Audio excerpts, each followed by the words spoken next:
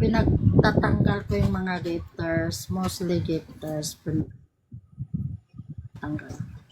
Kasi, ang daming nagbabagsak tapos, pag meron silang, halimbawa, pero mapili lang ha, mapili lang. Meron kasing nagbabagsak sa akin, lalo na sa gold digger pag nag-live. Merong magdidil doon na babagsakan kita kasama yung mga guys mo. Pero, pag piki ko, magbabagsak din ako.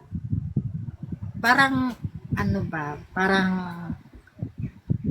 supporting pero ang toxic na kasi. So, itong account na to, pinagre-remove ko yung mga mostly, kasi itong account mostly pang snipe ko eh. Kaya private eh.